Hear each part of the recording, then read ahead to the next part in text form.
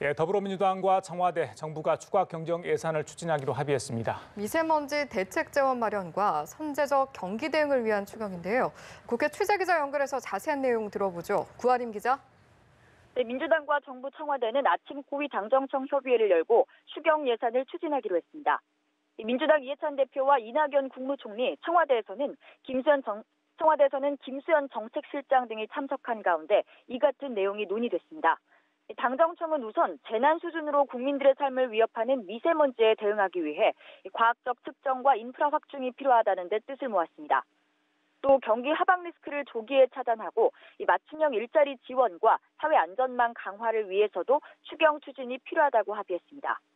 민주당 홍익표 대변인은 이 같은 내용이 담긴 추경안을 이번 달 안에 만들어 4월 국회에서 처리할 계획이라고 밝혔습니다. 당정청은 또 2017년 발생한 포항 지진 대책과 관련해 특별법을 제정하기로 했는데요. 지진의 원인이 된 지열발전소 부지 선정 과정이 적절했는지에 대한 감사원 감사에 첩조하고 진상조사와 주민들의 피해 지원 절차도 병행하기로 논의했습니다. 구기자 장관 후보자들에 대한 인사청문을 둘러싼 여야 기싸움 여전히 팽팽합니다. 야당은 연일 청와대 인사검증 라인에 대한 경질을 요구하고 있는데요. 이 소식도 전해주시죠. 네, 장관 후보자 4명의 청문 보고서가 아직 채택되지 않은 가운데 청와대를 겨냥한 야당의 십자포화가 계속되고 있습니다. 자유한국당 나경원 원내대표는 청와대가 조국 민정수석과 조현옥 인사수석, 이른바 조조라인을 철통 방어하고 있다고 말했습니다. 나 원내대표는 과거 대통령 밑에 소통령이 아닌 이 조통령이 있는 것 같다며 청와대를 향한 공세를 퍼부었는데요. 한국당은 과거 막말 논란과 대북관 논란에 휩싸인 김현철 통일부 장관 후보자와 특혜 진료 의혹 등을 받는 박영선 중소벤처기업부 장관 후보자의 청문 보고서는 절대 채택할 수 없다는 입장입니다. 바른미래당 김관영 원내대표 역시 문재인 대통령은 조국, 조현옥 수석을 즉시 경질해야 한다면서 김현철 후보자와 박영선 후보자를 지명 철회하거나 이들이 스스로 사퇴해야 한다고 목소리를 높였습니다. 민주평화당도 이른바 조남매가 있는 한 아무리 후보자 추천 7대 기준 등을 강화해도 잡음이 여전할 것이라며 인사 검증 절차를 비판했습니다. 이에 대해 여당은 별다른 입장을 내지 않는 가운데 문성혁 해양수산부 장관 후보자의 청문 보고서는 방금 전 채택됐습니다.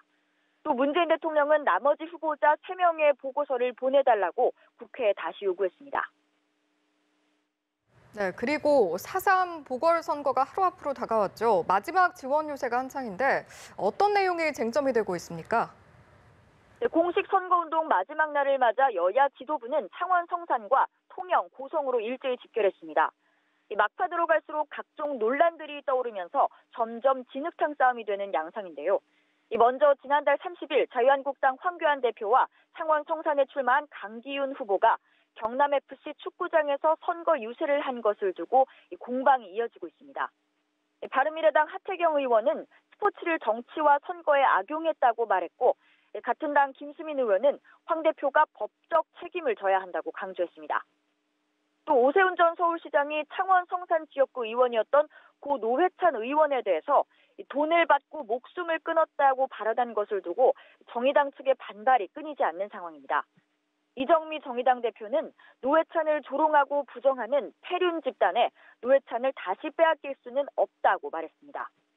뿐만 아니라 통영 고성에 출마한 한국당 정점식 후보 측이 지역 신문 기자를 돈으로 매수하려 했다는 의혹도 불거졌었죠.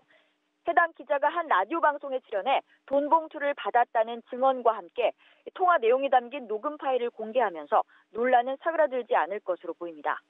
지금까지 국회에서 전해드렸습니다.